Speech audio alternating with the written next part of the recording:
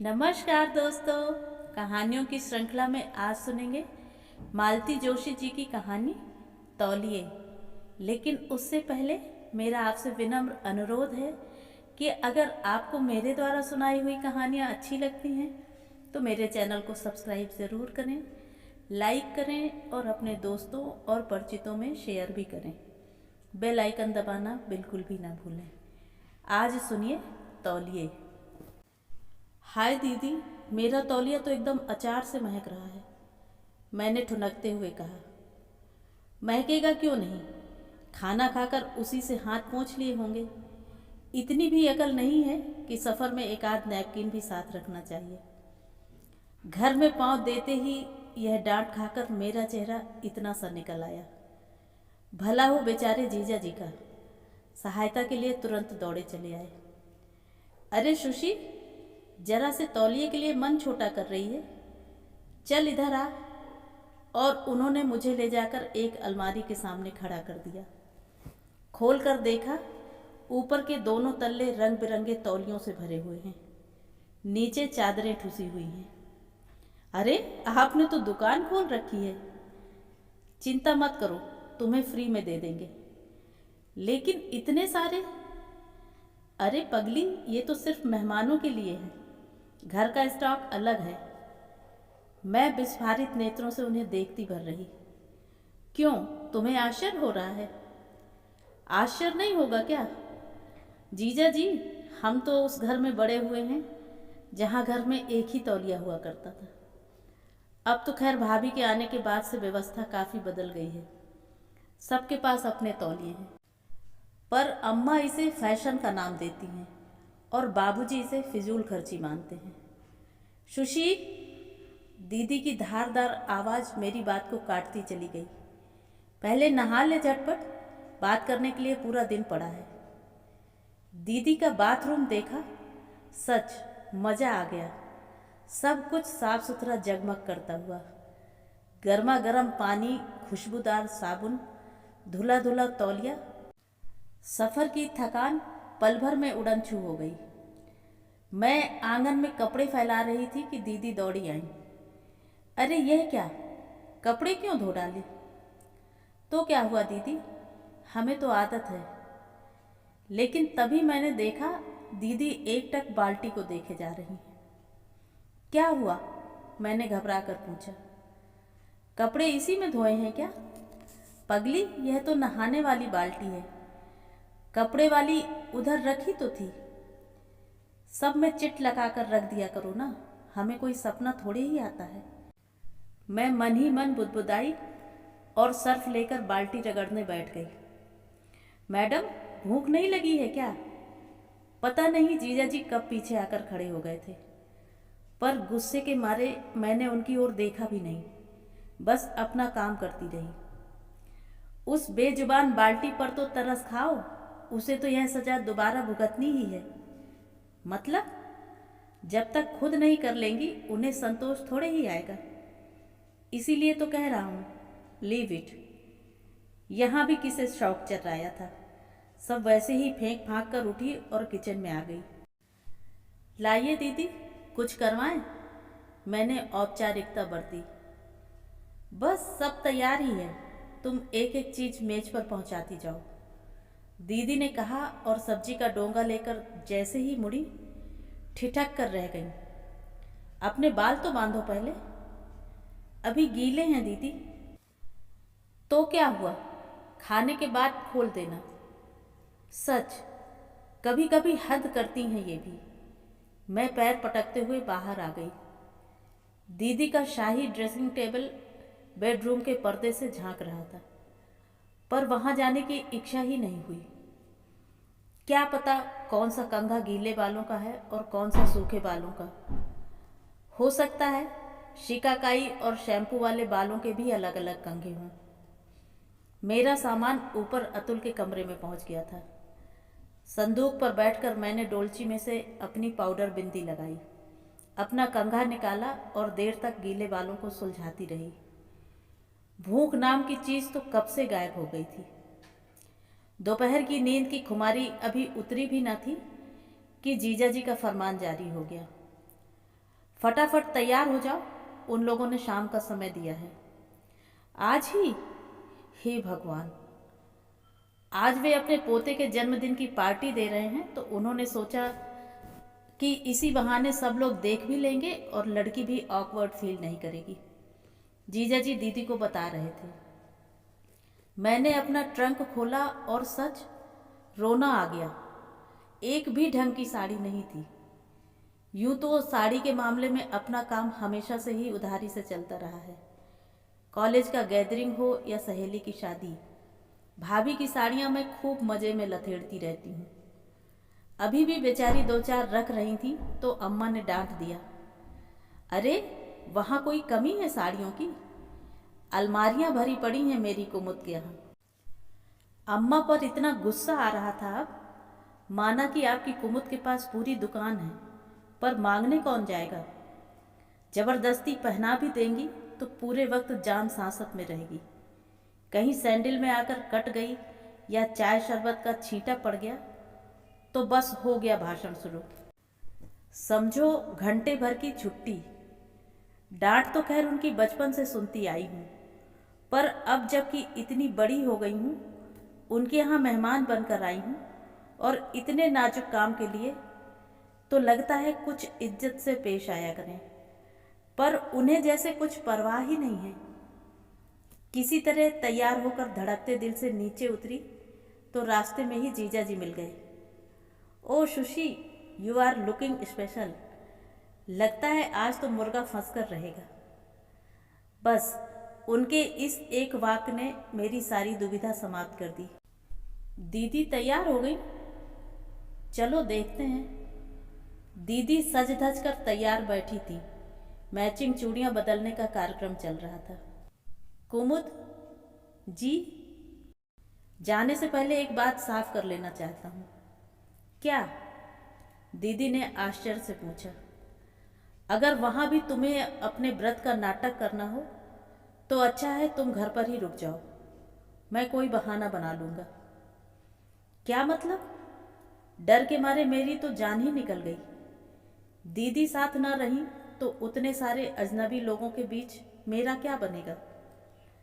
आप बाहर खाती नहीं हैं क्या? मैंने हैरत से पूछा। खाना तो दूर, बाहर पानी तक नहीं पीती हैं ये, जीजा जी ने बताया। अगर मजबूरी में किसी के यहाँ पीना पड़ जाए तो गिलास इतनी बार ऊपर से नीचे तक देखेंगी कि सामने वाला शर्म से पानी पानी हो जाएगा। अब आप जाते समय मेरा मूड तो ना खराब कीजिए, दीदी ने तमक कर कहा तो जीजा जी चुप हो गए। पर दीदी का मूड वैसा ही बना रहा। सारे रास्ते वे चुप चुप बनी रहीं। उनके साथ होने से जो एक सहारा सा था वह भी अर्थहीन ही लगा। जीजा जी ही पूरी कमान संभाले रहे। घर से निकलते वक्त इतनी चकचक हो जाने के बावजूद भी दीदी ने वही किया जो उन्हें करना था। पार्टी का आधुनिक डील डॉल देखा और झट से व्रत की घोषणा कर डाली। मेरी तो सिट्टी पिट्टी गुम हो गई थी। इस तरह की पार्टी में शिरकत करने का पहला मौका था। तौर तरीके कुछ भी नहीं जानती थी मैं। जीजा जी मेरी घबराहट भांप गए थे। वे साय की तरह मेरे साथ रहे। अपनी प्लेट के साथ मेरी प्लेट भरते गए। घूम घूम कर सबसे परिचय करवाते रहे। दीदी पूरे वक्त कोने की एक कुर्सी पर बैठी सेब कुतरती रहीं, शरबत गटकती रहीं। मेजबान और उनकी पत्नी बार बार उनके पास पूछताछ के लिए जाते रहे। अपने अलमस्त ठहाकों के बीच जीजा जी जब भी उधर देख लेते उनका चेहरा तमतमा उठता और वे मुंह फेर लेते।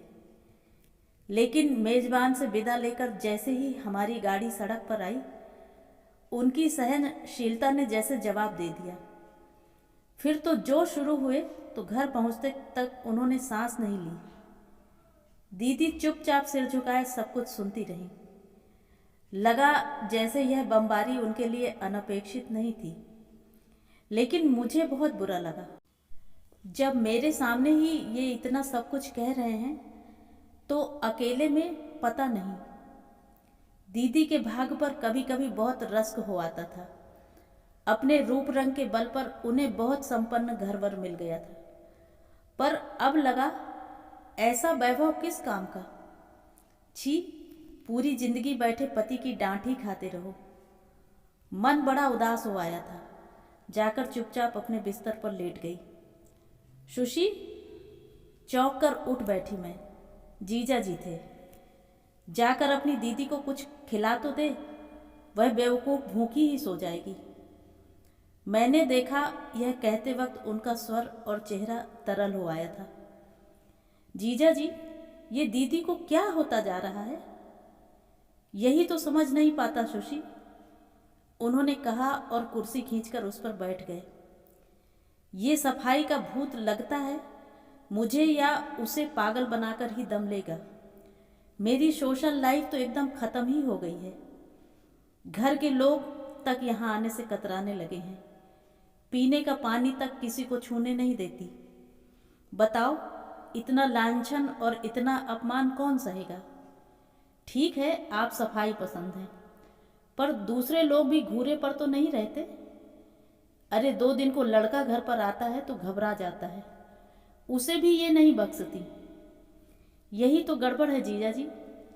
इतना बड़ा घर है और फैलाने वाला कोई नहीं। इकलौते लड़के को भी आपने इतनी दूर हॉस्टल में डाल रखा है। दीदी के पास अब फुर्सत ही फुर्सत हो गई है।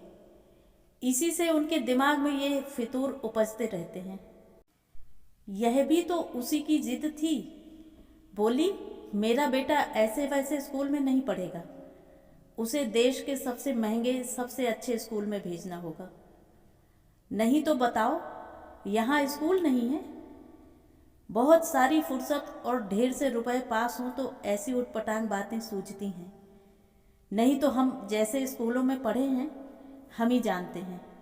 डेस्क हैं तो टाटपट्टी गायब है, घर से आसन लेकर जा रहे हैं। धूप में टीन तप रही है, बरसात में छत टपक रही है। पर दीदी को एमए करना था, कर ही लिया। भैया को डॉक्टर बनना था, बन ही गए। बाबूजी कहते हैं जो हीरा है वह धूल में फेंक देने पर भी अपनी चमक नहीं खोता।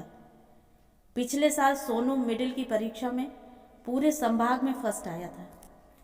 ज्ञान भैया तो 5वीं से स्कॉलरशिप पा रहे हैं।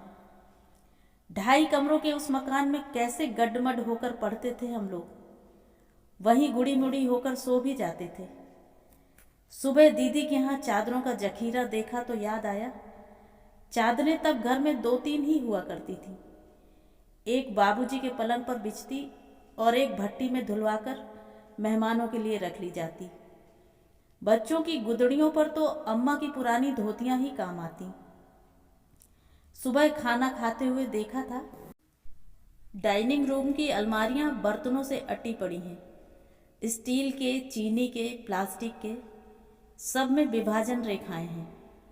घर वालों के लिए, मेहमानों के लिए, विशिष्ट मेहमानों के लिए। घर पर तो यह सब सोचने का अवकाश ही नहीं रहता। 7-8 प्राणी तो हम ही लोग हैं, ऊपर से मेहमान आ जाए तो बस। स्टील की, कांसे की, चीनी की थालियां, प्लेटें सब मिलाकर गंगा जमनी पंगत लगा दी जाती है। इससे भी पूरा ना पड़ा तो 2 बच्चे एक साथ कर दिए, बस। कोई बुरा नहीं मानता। अब कौन विश्वास करेगा कि दीदी भी उसी वातावरण में पली हुई है। बल्कि हम लोगों का तो सारा बचपन उन्हीं के साए में गुजरा है। अम्मा को घर के कामों से ही फुर्सत नहीं मिलती थी। फिर गोद में कोई ना कोई होता ही था। बड़े बच्चे दीदी के सहारे ही पलते। सहेली के यहाँ भी जाती तो कोई ना कोई साथ लगा ही रहता। अब ये एकाएक उन्हें क्या होता जा रहा है। उस दिन तो वाकई दीदी ने हद कर दी। पार्टी वाले दिन माहौल भीड़ भाड़ वाला था, ठीक से बातचीत नहीं हो पाई थी। इसलिए जीजा जी ने एक सुबह सबको चाय पर बुला लिया। उस दिन सुबह से दीदी चौके में घुस गई थी। मुझे सिर्फ सज संवर कर मेहमानों का स्वागत करना था। एक कान दरवाजे पर लगाए मैं यूं ही बेमतलब प्लेट चम्मच ट्रे में जमाती रही, गिलास पहुँचती रही। ठीक 9 बजे वे लोग आए। घर में पांव देते ही वहाँ की साज सज्जा से विस्मित हो उठे और मुग्ध भाव से एक एक चीज की प्रशंसा करने लगे। अपनी प्रशंसा से तृप्त होकर और स्वागत का कर्तव्य निपटाकर दीदी फिर किचन में चली गई और लोग बाग इत्मीनान से बैठकर गपशप का मूड बनाने लगे। वर महोदय की भाभी और बड़ी बहन साथ में थी। दोनों की गोद में गुलगोथने बच्चे थे जो नीचे उतरने के लिए मचल रहे थे, पर बेचारी संकोच में, असमंजस में उन्हें कसकर थामे हुए थी। आखिर जीजा जी ने ही उन्हें इस दुविधा से उबार लिया। ताश का एक पुराना पैक और 2-4 पुराने शो पीसेस कालीन पर डाल दिए और बच्चों को छोड़ दिया। बच्चे भी खुश और माँ भी। दीदी जब गोपाल के हाथों नाश्ता लगवाकर बाहर लाई, तब भारत की विदेश नीति की आलोचना जोरों पर थी। अच्छा ही हुआ किसी ने दीदी का चेहरा नहीं देखा, नहीं तो उन्होंने बच्चों को इस बुरी तरह घूरा था कि मैं तो कांप कर रह गई थी। नाश्ता देखते ही सब लोग राजनीति की सूखी चर्चा को छोड़कर नाश्ते पर टूट पड़े। दीदी सचमुच गजब की चीजें बनाती हैं। 6-7 आइटम थे, सब के सब घर पर बने हुए। सबने डटकर खाया और जी भरकर प्रशंसा की। 2 घंटे बाद जब वे लोग जाने के लिए उठे तो कमरे की सज्जा देखने लायक थी। सोफे से लेकर मेज पोश तक टमाटो सॉस का छिड़काव हो रहा था। कालीन पर खजुराहो की खंडित मूर्तियां गाजर का हलवा चख रही थी। पानी के जग में पापड़ का चूरा घुला हुआ था। एक गिलास टूट गया था जिसे एहतियातन मेज के नीचे सरका दिया गया था। हम लोग उन्हें छोड़ने गेट तक गए। गाड़ी के पास भी 10-15 मिनट तक बतियाते रहे। आखिरकार जब बड़ी भाभी ने देवर को टहोका मारा कि यहीं डेरा डालने का इरादा है क्या, तब जाकर गाड़ी स्टार्ट हुई। अतिथियों पर टीका टिप्पणी करते हुए हम खरामा खरामा बंगले की ओर लौट रहे थे कि देखा गाड़ी फिर लौट आई है। मैं अपना पर्स भूल गई थी, नीता दीदी ने झेपते हुए बताया। सब लोग गाड़ी में ही बैठे रहे। औपचारिकतावश मुझे ही उनके साथ अंदर आना पड़ा। ड्राइंग रूम में पांव दिया और धक से रह गई मैं। वहां का तो नज़ारा ही बदला हुआ था। कालीन निकल चुका था, कुर्सियां एक ओर सरका दी गई थी और गोपाल बाल्टी में पानी लेकर कमरे का पोंछा लगा रहा था। सोफे के कवर निकाले जा चुके थे और एक कोने में खड़ी दीदी उन पर नए कवर्स चढ़ा रही थी। दीदी को देखा तो याद आया वे हमारे साथ बाहर नहीं आई थी। उन्होंने दरवाजे से ही हाथ जोड़ लिए थे। नीता दीदी के साथ दोबारा बाहर जाने का मेरा साहस नहीं हुआ। उसके बाद क्या हंगामा हुआ है। जीजा जी 2 घंटों तक पागलों की तरह चीखते रहे थे। घर के दरों दीवार भी जैसे उनके गुस्से से दहल उठे थे। मैं तो उनके सामने पड़ी ही नहीं।